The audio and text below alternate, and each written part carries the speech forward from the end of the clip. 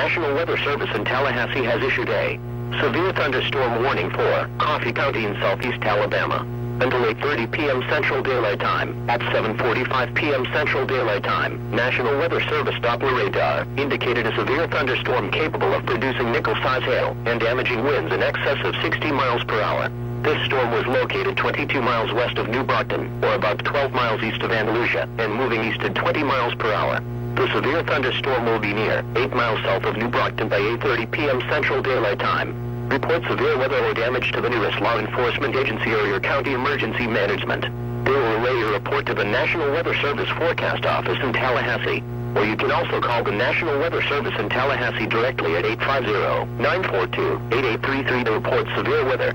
Repeating, a severe thunderstorm warning has been issued until 8:30 p.m. Central Daylight Time for Coffee County, Alabama.